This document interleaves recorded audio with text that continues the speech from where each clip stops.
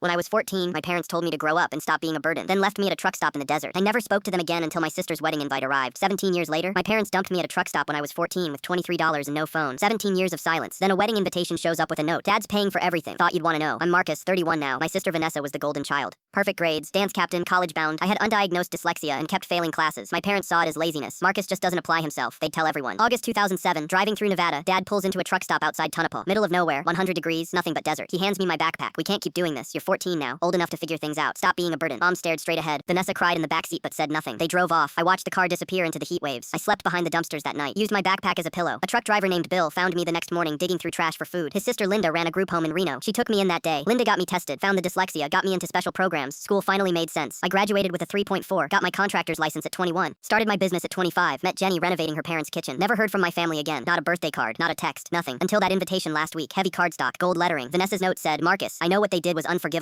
I was a coward for not stopping them, but I've changed. I'd really like you at my wedding. Dad's covering all costs. Venue is $50K. Thought you'd want to know he's following through on something. That last line stuck with me. She knew Dad was unreliable. I got an idea. I called Sage Ridge Estate pretending to be Dad's assistant. The deposit was $15K paid. Balance of $35K due 30 days before the wedding. The woman said final payment was due tomorrow by 5 p.m. or they'd cancel the booking. I drove 6 hours there the next morning. Told the coordinator I was the bride's brother with a family emergency. In her office I explained everything. My father abandoned me at 14 in the Nevada desert because I was failing school. I haven't spoken to him in 17 years. I need to make sure he doesn't abandon my sister financially. Has the payment been made? Her face went pale. She checked her computer. No, due today by 5. We've sent 3 reminders. I pulled out a cashier's check for $42K. This covers the $35K balance plus 20% tip for your staff. When my father tries to pay, tell him someone already covered it. Don't say who. She stared at the check. Does your sister know? Not yet, but she will. The wedding was beautiful. During the reception, the coordinator whispered to Vanessa. Her face went from confused to shocked. She scanned the room until she found me near the back. She walked over, tears streaming. Marcus, what did you do? Made sure Dad couldn't take credit for the one thing he promised you. She hugged me tight for a full minute. He's going to lose his mind. Good. An hour later, Dad figured it out. His face went red when the coordinator said someone settled the balance. He tried making a speech anyway during toasts, talking about sacrifice and family and how proud he was, how much he'd invested in this day. I stood up. Some parents sacrifice everything for their kids. Others sacrifice their kids for everything. Everyone here should know which kind you are. Dead silence. My father's face turned purple. Sit down, Marcus. This isn't the time. Vanessa grabbed the microphone. No, it's exactly the time. 17 years ago, our parents left Marcus at a truck stop because he was struggling in school. He was 14 years old. I watched it happen and did nothing because I was too scared. Marcus paid for this entire wedding because he's a better man than our father will ever be. People started whispering, pulling out phones. My mother grabbed Dad's arm. They left within 5 minutes. Didn't even say goodbye to Vanessa. After the reception, Vanessa and I talked for hours. She told me she'd tried finding me for years, but our parents said I didn't want contact. She cut them off 6 months ago when they tried controlling who she married. She's blocked their numbers now. We have dinner every Sunday. Best $42K I ever spent.